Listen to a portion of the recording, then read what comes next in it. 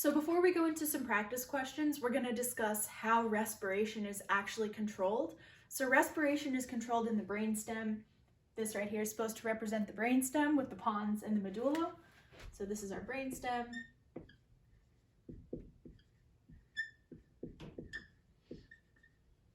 Our brainstem, via the pons and medulla, then innervates the muscles in the diaphragm and the intercostal muscles, which allows our diaphragm and muscles to then contract and relax to allow us to breathe. So the pons, which we see up here, is responsible solely for, well, not solely, but in the case of respiration, is responsible for controlling the ventral respiratory group, VRG, and dorsal respiratory group, DRG. So the pons controls the VRG, ventral respiratory group, and DRG, our dorsal respiratory group. So these are both in the medulla, the VRG and the DRG.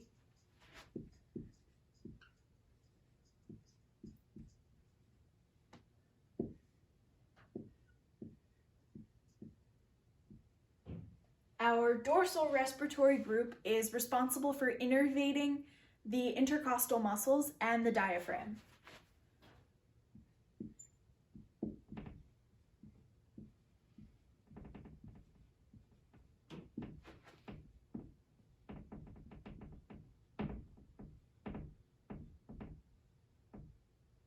So y'all know my love for alliterations. The way that I remembered this for exams was DRG and diaphragm both start with D.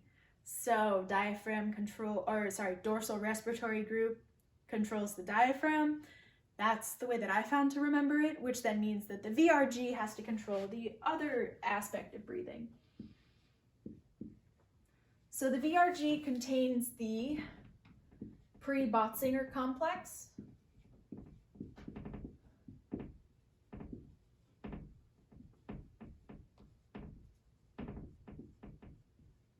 Sorry, my cat's nosing around.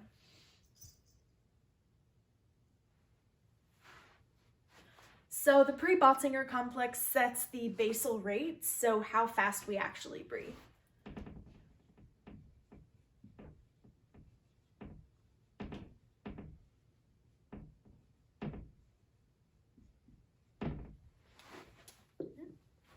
And that is the control of respiration. We have the pons and the medulla, both of which are in the brainstem. The pons controls the VRG and DRG, both of which are in the medulla.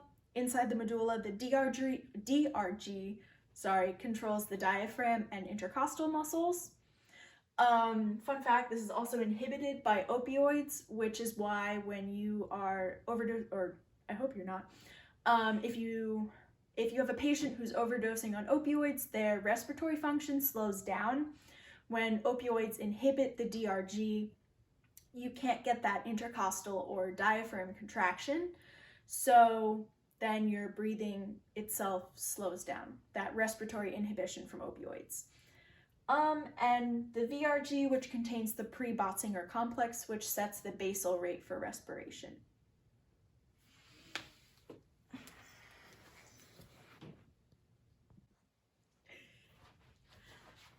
So Snuffles is back. I have some practice questions that we can go over to review the material that we just learned. So I'm going to read the questions, and then I want you to pause the video and think about the answers for a minute, a couple minutes, whatever you need to come up with an answer, and then we'll go through what the answers to the questions actually are. So the first question, if you hypoventilate, what happens to the acidity of the blood? Think of this in terms of the equation that we went through earlier. And what happens to the oxygen hemoglobin dissociation curve if you were to hypoventilate? The second question, if the expiratory reserve volume decreases, what does that mean? So what happens to the other lung volumes? So pause the video, take a minute to think about it, write it down, we'll come back and discuss.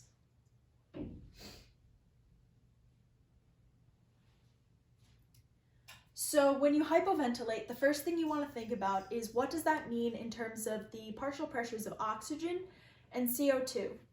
So for hypoventilation, we're going to see an increase in the concentration of CO2. When you hypoventilate, you're not able to breathe out as much CO2 as is being produced by your cells, and you're going to see a decrease in the concentration of oxygen.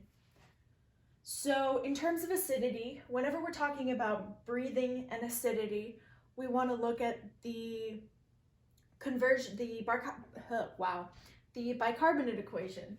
So H2O plus CO2 gets converted to carbonic acid, which then dissociates to acid plus bicarbonate. So this is the equation that we want to think of when looking at respiration and acidity in the blood. So we see over here that for hypoventilation that we're going to get an increase in CO2. So an increase in CO2. Thinking in terms of Le Chatelier's principle, what happens next? Le Chatelier's principle says that if something on this side of the equation increases, something on the rest of the equation must increase as well. So CO2 increases, which causes an increase in carbonic acid, which then causes an increase in H+. An increase in H+ means a decrease in the pH of the blood, which we can also say is an increase in acidity.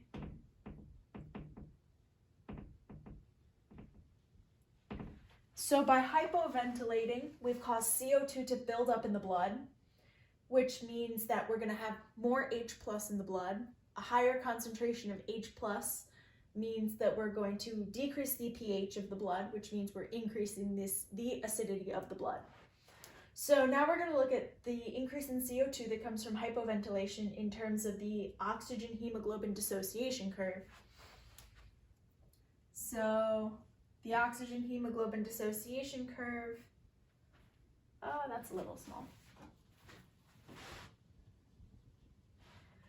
The oxygen hemoglobin dissociation curve, which I'll draw out over here with PO2 on the bottom and percent oxygen saturation on the y-axis, looks something like this.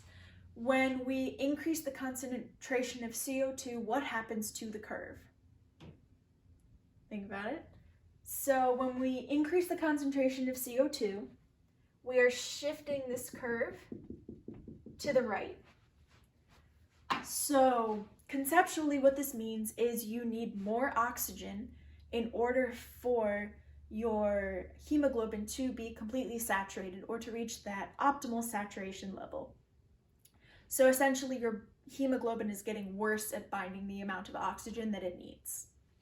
So hypoventilation causes the acidity of your blood to increase, increasing both H+ and CO2 causes the oxygen hemoglobin dissociation curve to shift to the right, which means that your hemoglobin is not as good as it normally is at binding to oxygen. So then going all the way back to lung volumes, we're looking at if the expiratory reserve volume decreases, what happens to the other lung volumes? So we want to look at that, the different equations that we have. So total lung capacity is equal to vital capacity plus reserve volume. We also have vital capacity is equal to ERV plus IRV plus tidal volume So the vital capacity of our lungs doesn't change. Reason being, this reserve volume won't increase or decrease. So any changes to the different components of the vital capacity, be that ERV, IRV, or tidal volume, don't affect total lung capacity and don't affect the vital capacity, the size of the vital capacity, or the reserve volume. What they can affect, however, is the size of the tidal volume. If we see a decrease in the expiratory reserve volume like we're talking about here, something in this equation, either the IRV or the tidal volume, has to increase to make up for that difference. So what we lose in ERV, we're going to see as an increase in tidal volume, and that's exactly what happens. So by decreasing ERV over here, we're going to see an increase in tidal volume. And that's all I have for you guys today. Thank you.